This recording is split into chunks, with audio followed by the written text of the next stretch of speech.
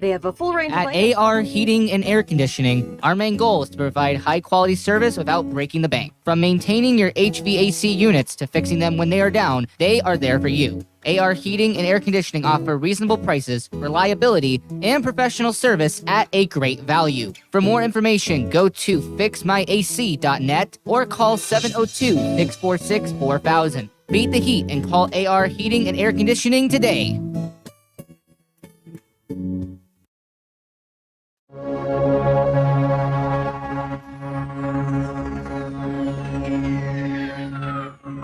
Ladies and gentlemen, I ask your attention, please. The show starts in 3, 2, 1, go.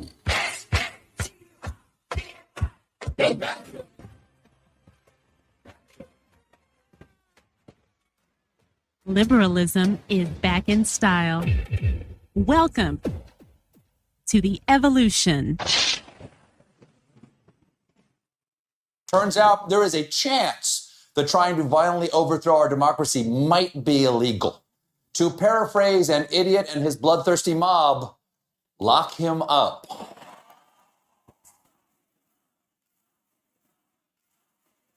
I'm back, bitches!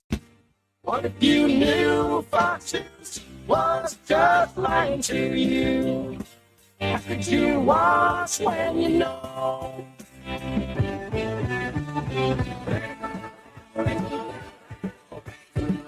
He was voted Variety Entertainer of the Year in the Excellence in the Arts Awards and is one of the highest Arbitron, now Nielsen-rated talk radio hosts in Las Vegas.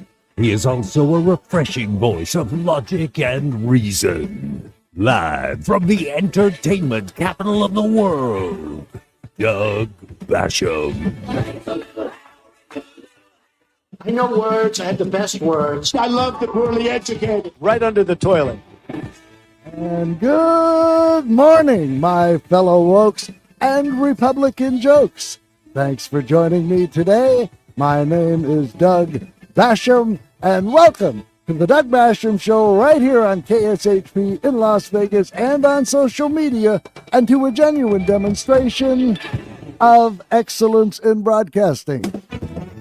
The website is DougBasham.com. Last name spelled B as in brain dead, ASHAM as in mutton heads. DougBasham.com. My email, Doug@DougBasham.com. Now, my website exists for one sole purpose and one purpose only: to give you links to everything associated with this show, a link to this station, a link to email me, and of course, links to all my social media sites, Facebook, Twitter, YouTube, Twitch, and TikTok, on which we both broadcast this show live and archive the shows.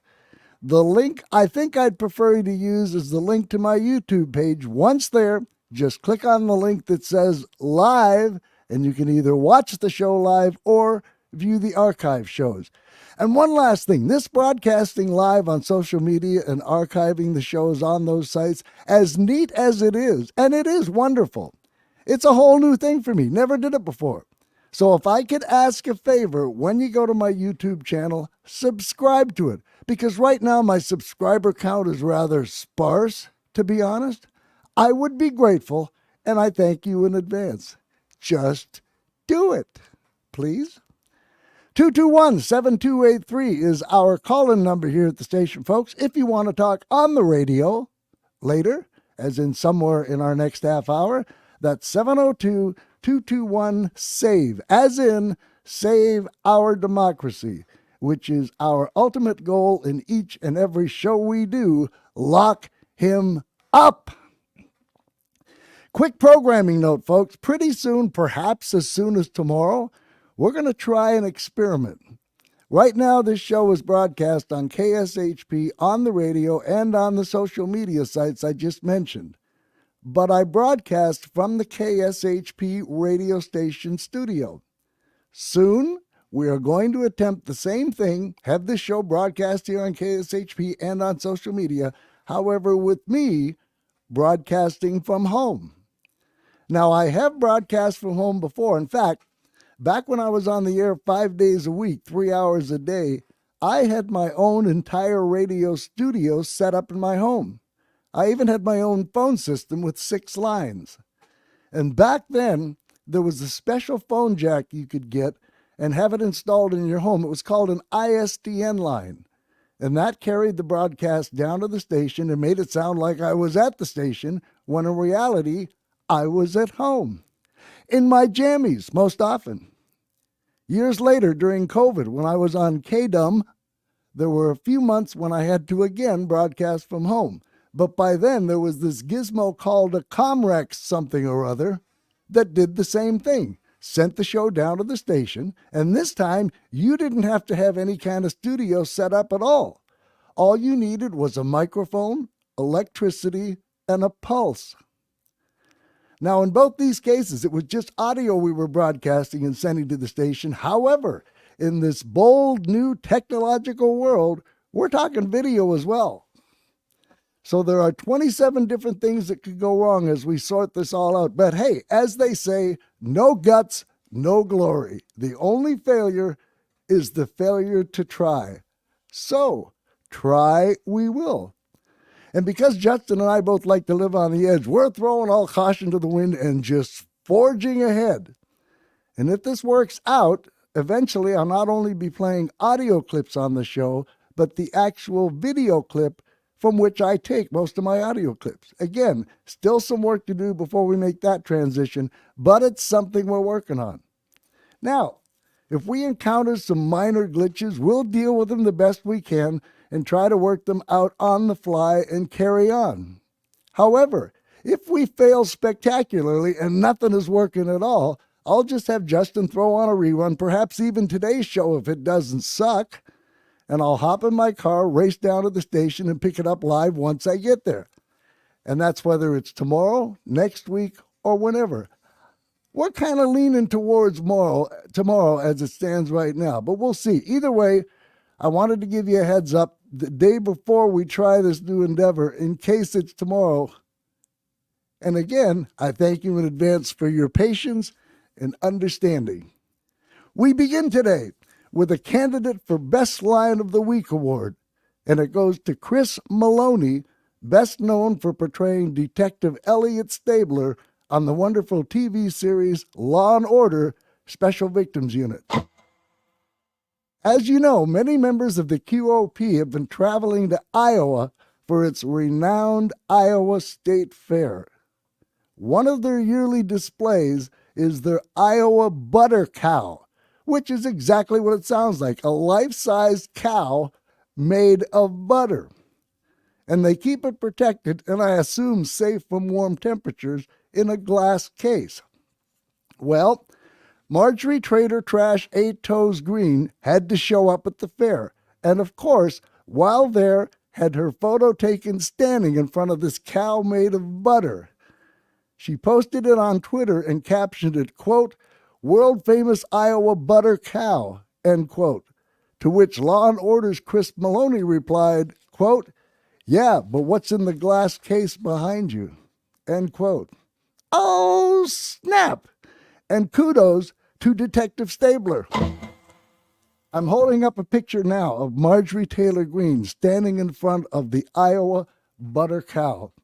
Somebody got creative on I don't know, Twitter, I think I found this, and this is the picture they posted. Marjorie Taylor Greene standing in front of the glass case, but not with the cow. Donald Trump laying there in all his bloated gloriousness, dressed in only a diaper.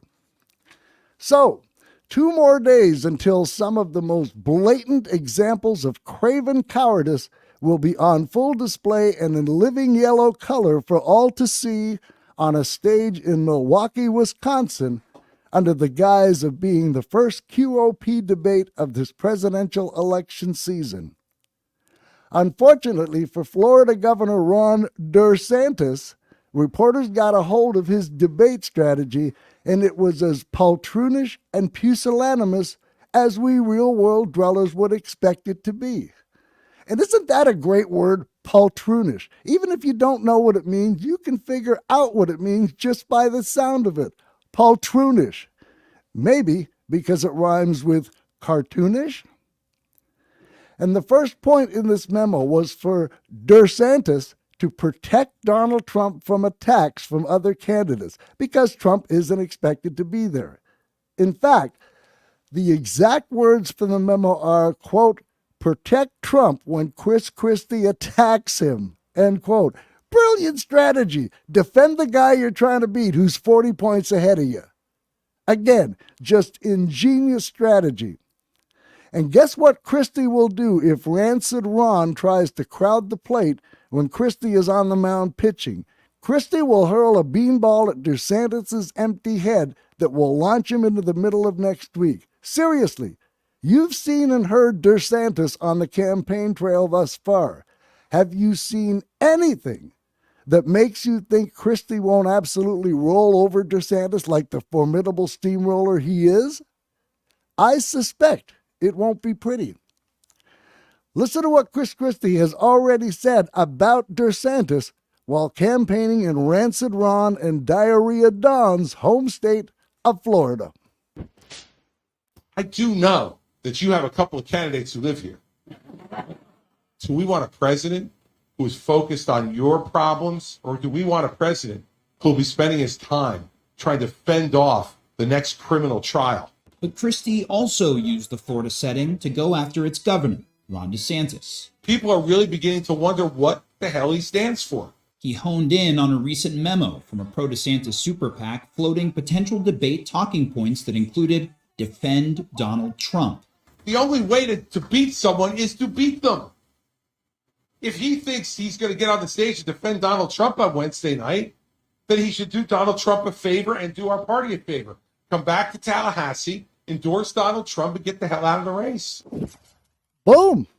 And by the way, the reason I think the tangerine tyrant doesn't want to attend this first debate, I believe he is scared to death of Chris Christie. I think he's as scared as someone attempting their first fart after diarrhea. Despite all his public bluster, Trump knows full well not only the serious trouble he's in, but also the arsenal of ammunition with which he has provided his opponents. And Trump knows Christie will not abide his weak and dishonest claims of witch hunt, fake news, deep state, deranged prosecutors, and Biden's weaponized DOJ. Even though Chris Christie is a few years too late, like Mike Pence, Christie knows he's not going to be the nominee, nor will he be on Trump's short VP list. So Chris Christie has been freed, if you will, to throw more truth into a Trump Publican event than has been thus far to date. I'm looking forward to it. But back to the DeSantis memo. It then suggested DeSantis say words to this effect, quote, Trump isn't here, so let's just leave him alone. He's too weak to defend himself here. We're all running against him. I don't think we want to join forces with someone on this stage who's auditioning for a show on MSNBC, end quote. Jesus, and to think someone was paid to come up with that dead fish. Seriously, first, Trump is too weak to defend himself. It's not that he's too weak, although he is. What it is that he's not going to be there. And then we're running against Trump, so we better not attack him or let someone else on this stage attack him either? Tell me you are a craven coward without telling me you're a craven coward. And it doesn't get any better. The memo advises DeSantis to treat Trump in the gentlest, most flattering way. It advises that he praised Trump's first term as, quote, a breath of fresh air, end quote, and that he should say Trump was, quote, the first president to tell the elite where to shove it. A breath of fresh air? That's an odd way to describe a fart. And maybe it's just me, but I have this sneaking suspicion that Donald Trump smells like hot dog water. And you know the average weight of a fart? 0 pounds. If it's anything more, you're in trouble. As for why voters should nevertheless choose DeSantis, more weakness. The memo frames Trump's candidacy as weak because, quote, he's a victim of indictments beset by so many distractions that it's almost impossible for him to focus on moving the country forward, end quote. Jeez. Trump is the victim? Forget about all the lives Trump has ruined with his lies. Forget about the people who have had to endure death threats because of Trump's lies, which have forced some of them to move. Forget the fact that Trump wants to pardon the domestic terrorists who injured over 140 members of law enforcement on January 6th, an attack that led to the deaths of 5 officers. It's Donald Trump who is the poor, oppressed victim. These people make me sick. And law enforcement's attempts to hold this lifelong criminal to account for once in his wretched, miserable life is too much of a distraction for him to focus on how to lead the country forward? Could you have gentilized that any more, Ron? And as if leading this country forward or anywhere other than further into the abyss of Trump's sick, twisted, deranged mind is what's first and foremost on Trump's to-do list. And then, the memo advocates that DeSantis attack Vivek Ramaswamy and also suggests calling him fake Vivek or Vivek the fake. Jeez. People are paid to come up with this crap. Now, setting aside for the moment how weak those monikers are, the memo goes on to recommend that DeSantis call attention to Ramaswamy's Hindu faith and Indian ancestry. Really? What are you going to say? You know, I have nothing against the Hindu religion. In fact, I decided against putting up Christmas lights for fear of offending my Hindu neighbors. So instead, I put up a huge banner that says, "You worship false gods." Or how about this one, Ron? A rabbi and a Hindu are in a car that breaks down in the country. They walk to a nearby farm. The farmer says he'd like to help, but seeing as he only has one extra bed, one of them will have to sleep in the barn. So the rabbi says, "That's okay, I'll sleep in the barn." Minutes later, the rabbi returns to the house, knocks on the door, and says, "There's a pig and cow in that barn. I cannot and will not sleep with such filthy animals." So the Hindu says, "No problem, I'll sleep in the barn." Minutes later, there's a knock on the door. They open it, and it's the pig and the cow. Tell that one, Ron the Pawn. I once told my ex, you know, in the Hindu religion, you can come back as anything you like. And she said, "I'd like to come back as a cow." And I told her, "You're not listening." And while I'm not Hindu, I respect their religion, and I believe we can coexist. To each their own. I have a Hindu friend in Los Angeles. I asked him if he was going to vacate before Hurricane Hillary set, and he said, "Namaste." And speaking of which, what did you think when you read or heard the headline that a hurricane was headed towards L.A.? Was it something like WTF? Or was it more like, just a Chinese hoax? Have you heard about the street performer who did his act in the middle of a hurricane? It was mind-blowing. And do you know how marriages and hurricanes are similar? In the beginning, there's lots of blowing, and in the end, you lose your house. And did you hear what happened when a hurricane hit Alabama? It caused $80 million worth of improvements. And you know what a tornado, a hurricane, and a redneck divorce have in common? In every case, someone loses a trailer. And what do hurricanes and Harvey Weinstein have in common? They're both massive bodies that devastated countless victims. Difference is, the hurricanes actually made their victims wet. And you know what Hurricane Matthew and Kim Kardashian have in common? They'll both blow the entire East Coast just to get on TV. And I've always wondered why they give hurricanes non-threatening women's names like Hurricane Sandy or even Hurricane Hillary. And I think I might understand why they do. There are similarities between women and hurricanes. When they come, they're both wet and wild, and by the time they leave, they take your house and car. But I've often thought that giving hurricanes women's names might be why some or many people don't evacuate.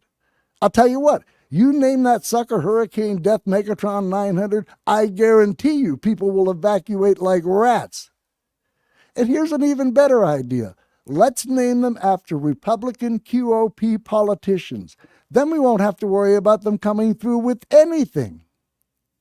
And speaking of which, the Republican senator from Utah, Mitt Romney, advised everyone in the path of this storm to make their way to their second or third home. But to finish off this farce of a Ron DeSantis debate strategy memo, let's see if I have this right. Defend and protect the guy you need to beat, who's only leading you by 40 or so points, not to mention is under 4 indictments. But instead, attack a guy who most Americans don't even know and can't even pronounce his name. I can, because Vivek and I are both rappers. We're in the same industry. But that strategy makes absolutely zero sense to me. Meanwhile, Chris Christie was asked on the campaign trail what his strategy was for Wednesday's debate. And love him or hate him, and there are justifications for both, this response was a classic. I listen to the question, I try to answer it, and if somebody else says something on the stage that I think is really stupid, I try to point it out. That's the depth of our strategy. Beautiful. And did you hear this story? The Arizona Republic reported on Friday that failed Arizona gubernatorial candidate Kari Lake might be on TV in place of Donald Trump on Wednesday. This was based on another report that said Trump might send surrogates in his place. Trump's advisors have also been coordinating with these surrogates to represent him in the spin room in Milwaukee. But really, Kari friggin' Lake?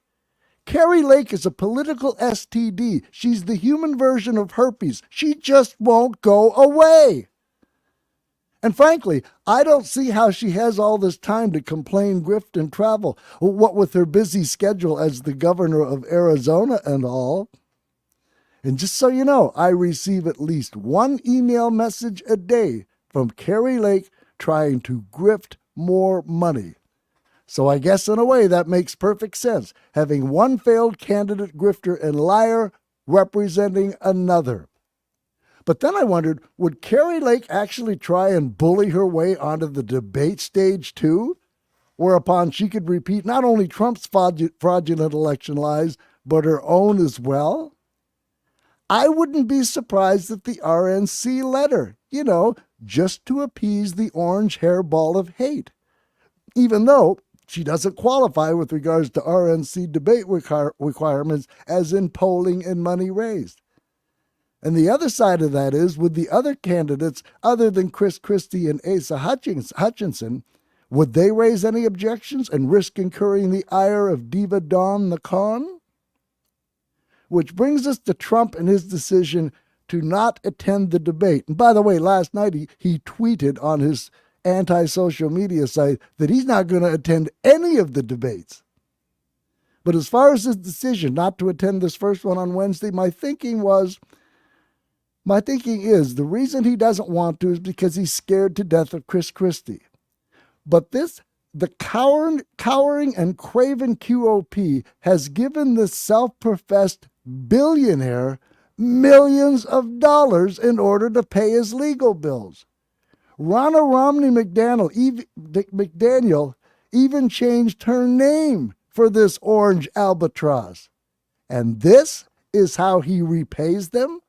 By being a cowardly no-show and backing out of the debate. And not only that, but by counter-programming it and agreeing to an interview with a former Fox News alum, that mother Tucker Carlson, whose emails and text in the Dominion lawsuit, by the way, Trumpers, proved Carlson literally hates the ground Trump walks on.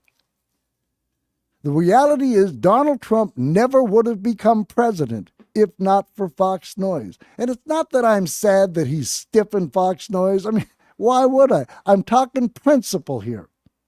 This is how he repays the network who made him president. As noted frequently, loyalty with Trump goes one way he demands it fully and returns it never. And by the way, I have those emails and texts from that mother Tucker Carlson, if you Trumpers would like to hear them. I'm pretty confident Fox never read them to you. And all these Republican candidates are supposed to sign some stupid pledge that they will support the eventual QOP nominee in the general election. Trump has said he won't do that because there are some candidates he could not support. And yet, the RNC still begged him to attend this debate. And of course, Trump won't support anyone if they don't promise to pardon him. And you know what all of these candidates should do? They should make that pledge that they will pardon him and then make up some typical stupid and insulting Trumpian excuse like, oh, I didn't realize the charges and crimes were that serious, and not pardon him. That would be absolutely delicious and exactly what this orange diaper rash deserves.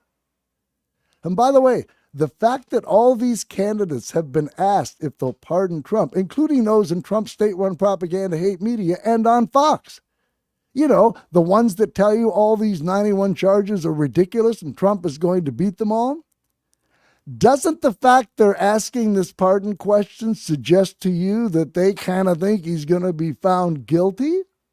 Otherwise, why the pardon question, right? Again, when they tell you they think Trump's innocent, they're lying to you. That's what they're paid to do. That's what their business model is.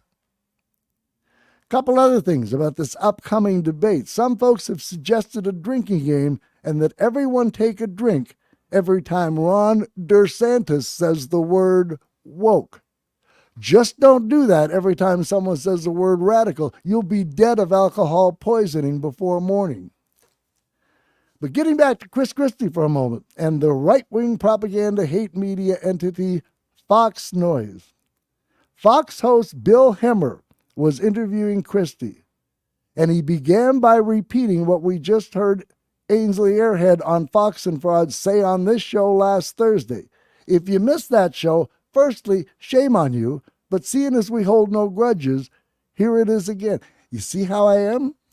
This is typical Fox Noise tortured illogic.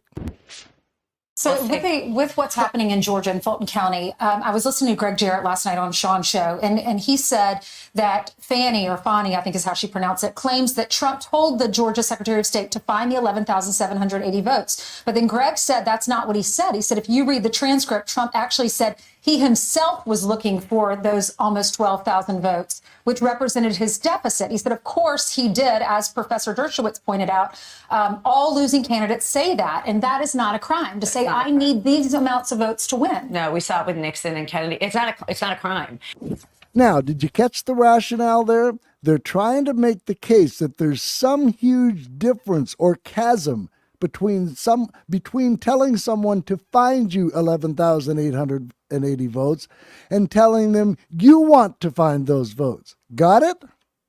But in either case, who exactly would have to find those votes? And the answer is Georgia Secretary of State Brad Raffensperger. And if you were a Secretary of State of a state and Trump called you and said what he did, how would you interpret it?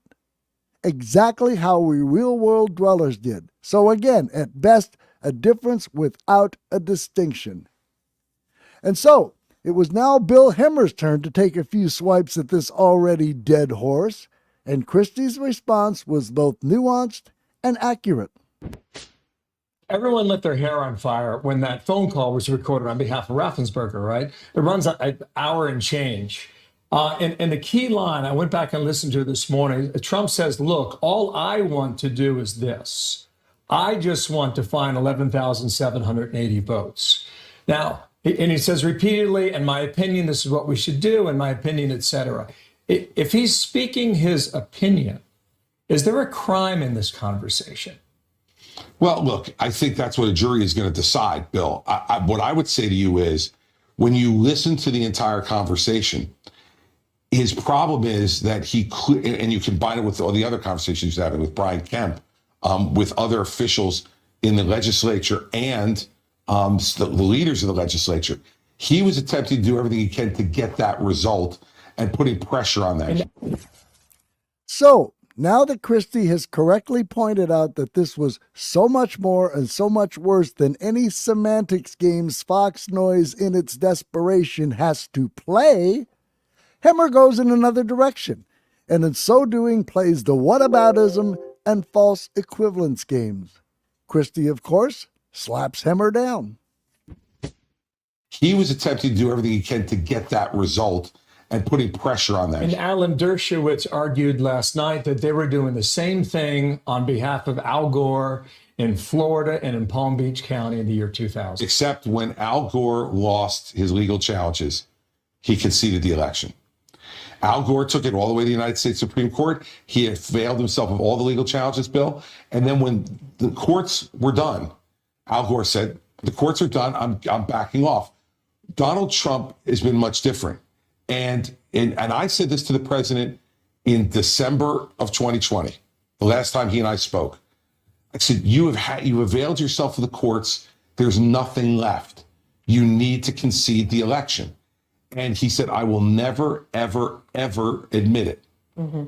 Well, look, if you're going to continue to use the power of the presidency, which he was doing, to put pressure on people, you're going to put yourself in a very dangerous circumstance. And right after that, Chris Christie made his most salient and prescient point and exposed one of the biggest dangers this country has faced since Trump first came down the escalator and announced he was running to destroy this country. Listen close. This is a jewel. If you're going to continue to use the power of the presidency, which he was doing, to put pressure on people, you're going to put yourself in a very dangerous circumstance. And let's take it aside for a second from the criminal. We can't normalize this conduct. I mean, this has never happened before in this country, ever, where you had a candidate for president of the United States conduct himself in this way, to disrespect the election process in this way, to refuse to accept the verdict of the voters. Mm-hmm. And what does it say about his judgment, guys? Yep, and that's what those of us who live in the real world have feared and talked about for 7-8 years now. The normalization of Donald Trump. Stick a pin in that. We'll get back to it in a moment. But you just heard the same dog's breakfast from two different Fox Noise programs. Did anyone notice in which way those clips were absolutely identical? Neither played any audio whatsoever of any part of the actual phone conversation between Trump and Raffensperger. Not 1 second. Why? 2 reasons. First, if they did, it would expose their defense of Trump as the gargantuan lie it is and cause some temporary Fox hatred among their brain-dead audience. Second, and sadly, they don't have to play any of it. Why? Because their brain-dead audience doesn't demand they do. And as I've said so many times, Fox's audience doesn't watch Fox in spite of the fact Fox lies to them. They watch because Fox lies to them. They're not there for the truth. They are there for what is called confirmation bias. That's why they don't demand Fox provide documentation for their lies or play clips from phone calls. They know their lies and they don't care. They are there for the lies. Over the years and decades, Fox has conditioned their audience assiduously on the lies that liberals and Democrats are evil. They hate America and God. They're coming for their guns and children, and they're going to destroy this country. And like a drug addict, Fox's audience needs that confirmation bias fix reaffirmed constantly, even though, again, like drug addicts, they know they shouldn't be doing that to their bodies and minds. But once you're hooked, the addiction overrules common sense. And thus everything they hear has to fall into one or two categories: defend Donald Trump and attack liberals and Democrats. Conversely, their dealer, Fox Noise, also understands that they must constantly provide that confirmation bias fix. Otherwise, their audience just might start thinking critically for themselves again. And if that happens, any clear-thinking and drug-free individual is not going to relapse into the Fox addiction abyss.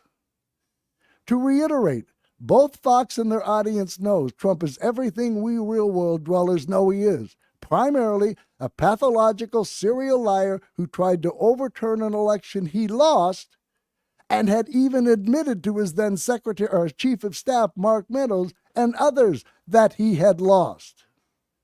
They also know he's an authoritarian dictator wannabe in waiting. But again, they don't care. They delusionally see Trump as a strongman who's going to take care of what they've allowed themselves to be brainwashed into believing are these evil, liberal, and Democrat bastards. And if they have to throw democracy into an orange dumpster in order to have that happen, they're perfectly fine with that. Like this harpy fishwife said at a 2016 campaign event hosted by Sloppy Steve Bannon. Never in my life did I think I would like to see a dictator. But if there's going to be one, I want it to be Trump.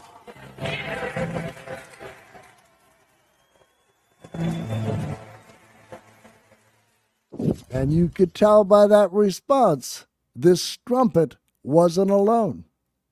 And then there was this tweet just a couple months ago by a right-wing hate radio host, Jesse Kelly, who was a frequent guest, by the way, on that Mother Tucker Carlson show. Quote, "Let me tell you all an uncomfortable truth. This country needs a dictator. As the great John Adams said, a free country only works for a moral people. We are not worthy of freedom. A dictator is coming." End quote. But back to the symbiotic relationship between Fox and its audience. And make no mistake, this is all a sick, twisted, deranged game of sorts. Fox knows it's lying, but it's what they're paid to do. Their audience knows Fox is lying, but Fox gives them the fix they need to maintain their anti-liberal, pro-Trump charade and keep it alive. What Fox and the rest of the right-wing propaganda hate media is doing, especially right-wing hate talk radio. And like Trump, their accusations towards liberals are actually confessions for the QOP. They are manifesting and actualizing a quote attributed to Adolf Hitler's minister of propaganda, Joseph Goebbels, quote, "Accuse the other side of that which you are guilty yourself," end quote. And while Goebbels did it for Adolf Hitler, Fox is doing it for Adolf Twitler. But back to what we just heard Christie say, Donald Trump is dishonest, corrupt, shameless, and amoral.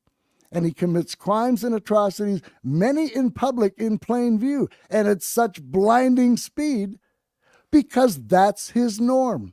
That is what's normal for him. That's who he is. That's what he does.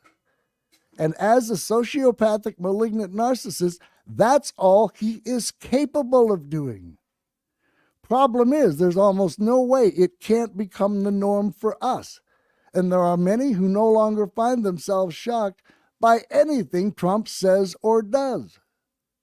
And no one has been at the forefront of this normalization of Trump than his right-wing propaganda hate media, with Fox Noise leading the pack. And they're still doing it. After 2 impeachments, 3 election losses, 1 more if you count the QOP's paltry midterm showing, and 4 indictments, they're still trying to normalize Donald Trump. And shame on them for doing so, just shame on them. Especially when they know Trump is everything we real-world dwellers know he is. And Chris Christie, no matter what you think of him, is absolutely correct. Forget the criminal charges and indictments. Donald Trump's behavior should not be normalized, and it should be disqualifying, and is, for every patriotic American who truly loves this country. And here's something else that Trump's right-wing propaganda hate media never addresses. If it were just a casual, "Darn it, if I just gotten 11,780 more votes, I would have won." If that's all that conversation was, why was he on the phone for over a damn hour?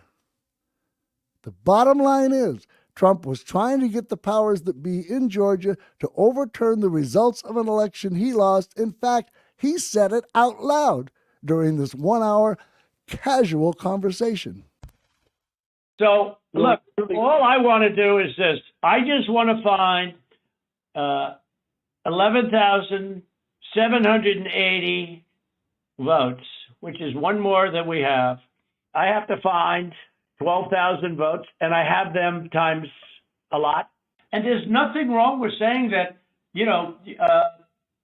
that you've recalculated. I need 11,000 votes. Give me a break. Now, was that someone just saying, gosh, if only I'd gotten 11,780 more votes, I would have won? He said, there's nothing wrong with you recalculating.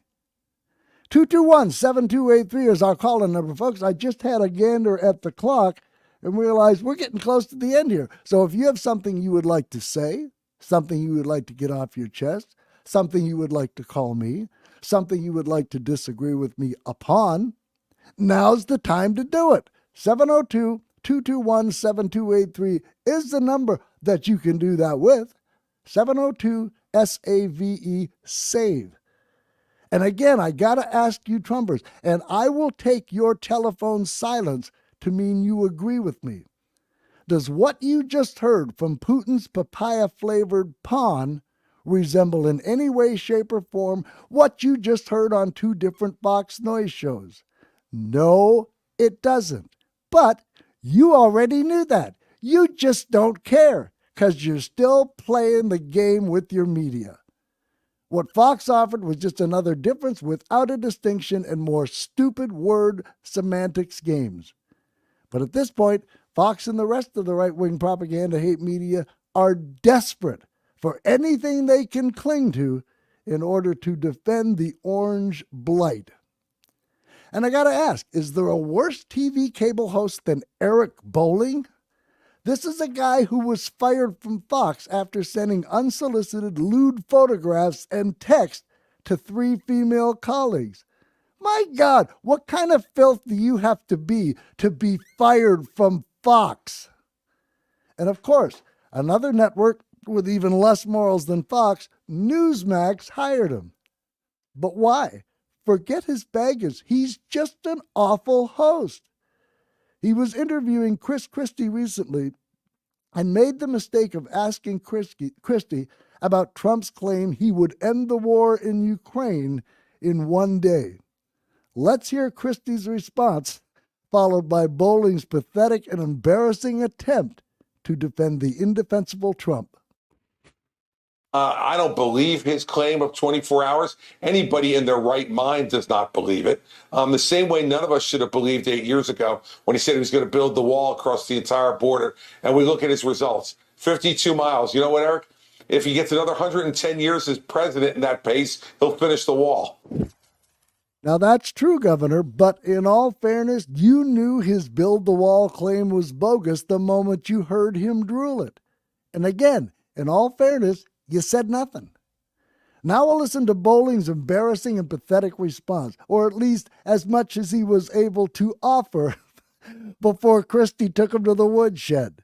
And you'll notice here, Bolling doesn't even have the conviction of what he's about to say, so he prefaces it by saying, some would say, truly pathetic. If he gets another 110 years as president in that pace, he'll finish the wall. Some would say, Governor, that there's something that came in towards the end there that kind of stopped production of anything called COVID, or as Trump would call it, the Chinese virus. So no telling whether or not the wall would have been finished or not, or you can tell me it won't. Another policy issue. Eric, you talk with the excuses for him, please. Please. By no means am I making excuses for anybody. 4 years. He had 3 years of his presidency before COVID was anywhere near the United States or anywhere else in the world. So that means in 3 years, he got 14 miles of wall done, 15 miles of wall done a year. Congratulations. At that pace, he's going to have over 100 years as president to get it done. So can we stop making excuses for him? He's a big boy now, as much as he complains all the time about how much he's picked on. Can we not have people making excuses for him on that utter failure, especially from someone whose whole career is about being a builder? Boom. That was, some would say, Governor, that is just pitiful. And then when he mentioned COVID, he had to immediately say, or what President Trump called the Chinese virus. Why would you repeat that? Why would you repeat one of the most childish, ignorant, and racist things that this former guy said? Answer, if you're Eric Bolling, that's what you do. And then Christie pulled Bolling's pants down, as if they weren't already. And it didn't get any better. Listen to Bolling stutter and stammer after the complete beatdown. Although I will give him credit for one thing. He didn't try and refute anything Christie just said to him because he knew he couldn't, and he changed the topic. We not have people making excuses for him on that utter failure, especially from someone whose whole career is about being a builder. Okay, let's say he doesn't show up on that debate stage. Don't you think it's the most of the questions and answers are going to be surrounding Trump? Won't you take shots at Trump on that debate stage? It depends on what gets asked. I'll answer the questions. And there are other folks up there that we could certainly have discussions between us. There'll be, if Donald Trump doesn't show up, I suspect there'll be 7 of us up there. And we'll discuss the issues that the voters of our party care about. And I'm sure his name will come up. I doubt that I'll miss an opportunity to bring his name up, especially if he decides to chicken out and not show up. Boom. And finally, and mercifully, it was time for Bolling to bring a humane close to this absolutely pitiable interview. And his stuttering and stammering didn't get any better, nor did his choice of content. I doubt that I'll miss an opportunity to bring his name up, especially if he decides to chicken out and not show up. I mentioned that to him, chicken out. He's like, I was going to propose to him that if he doesn't show up, I would watch the debate with myself, and Tucker Carlson, and do a shot every time. He doesn't drink, but we'll do a shot every time his name is brought up. Tucker and I will be pretty hammered by then. Wow.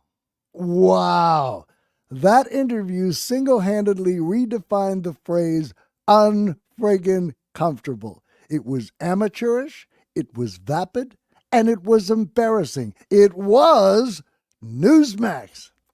And just more proof that the dishonestly named Newsmax is hardly ready for prime time. 221-7283 is our call-in number here at the station, folks. If you want to grab a quick chat before we head on home for the day, that's 702-221-SAVE.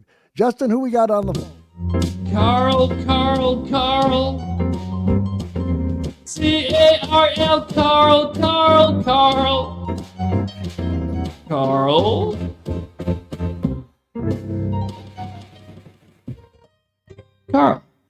Carl, you're first up. Thanks for calling. Hello? You get me? I do. Did you hear that? Oh, yeah. That's Charles. Yeah. You changed my name without my permission. I appreciate that. It said Carl, not Charles. Carl. Oh, did it? Yeah, listen. Oh, I thought it said Charles. C-A-R-L, Carl. It even spelled it. I'm sorry. Carl. I'm sorry. That's right. I heard. Very good. Thank you. Listen, I really wish that Trump would get into the debates. I have my main reason is if he does, you'll never see a more larger line of psychological deviants, except maybe at a sanitarium. If he gets in with the debates, that would be wonderful. Oh, I hear you, Charles. Yeah, and Carl, not Charles. And I'm not the one. I'm not the one who made the mistake, Carl. I know. C-A-R-L, Charles. It's. I didn't have my hearing aid in. I'm sorry. Oh, okay. Pardon? Listen, I do have to criticize you on one thing. Okay, I'm a ready. little tired of why you keep describing Trump in such glowing terms every day. I don't understand it. I'll tell you why, Charles. It's because I run a fair and balanced show. If you know, on Mondays, I always show up in a blue shirt.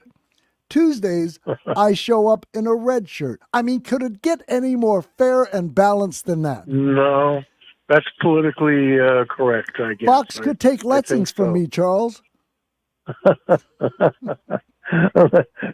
Listen, I'll be real quick. I'll just finish. That's what your wife said.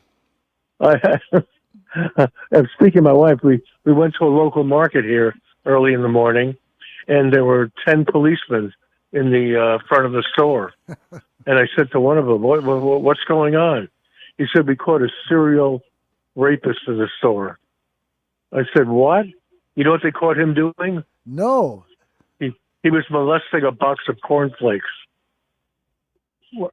Oh, serial. Yes, Charles, serial molester. Okay. Of course. You don't have to snow twice for me to get the drift. Okay. I'll let some of your other geniuses get on. Carl, have a good day. Charles, there's nobody else on hold. Oh, somebody might be calling. Really? Well, hold on. Justin's just answering the phone now. Oh, we do have someone else, Charles, so I'm going to let you in. Okay. I'm changing my name to Charles. Make you happy. Okay, take care. 221-7283 is the number. Who's next, JD? JD, you're next. Thanks for calling. Is that my song? Is that your song? Oh, I thought you were going to play a song for me. Well, you know, we have one, but it's just on the other computer, and we're almost out of time. But yes, if you'll call back tomorrow, I do have a song for you. Hey, let me tell Yuns guys. Our buddy John DeLip, he's from Pittsburgh, so maybe he might remember Yuns. Yuns guys, and Carl, he was a member of the Coast Guard, and the Coast Guard motto, Carl, if you remember, is Semper Paratus, always be prepared. So Charles and Carl, get prepared, okay? Now I've got you calling him Charles. And by the way, for you Canadian guys, I mean, yeah, that's it, Are you looking forward to the debate on Wednesday? I'm looking forward to nothing. Well, wow, what a happy life that must be. Well, I'm looking forward to some things that I don't care to talk about, but no, I'm not looking forward to. Well, can debate. you at least tell us how expensive she is? No. you might be able to tell me since you were with her before me. Oh, so you're going for my sloppy seconds now. Good for you.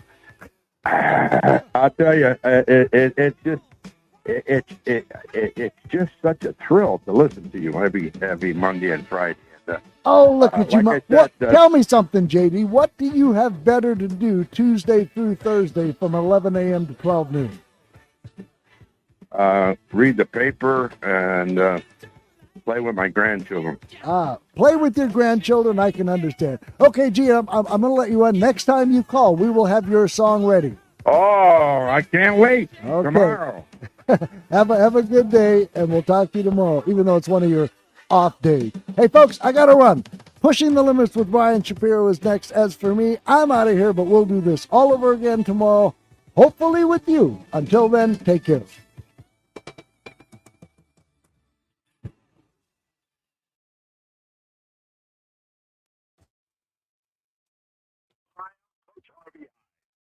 Thursday night at 6:05 p.m., we have our college football report show, which means we talk college football year-round, not only college football, but all sports right here on AM 1400 on your dial, all the things that are happening behind the scenes that sometimes you don't really understand.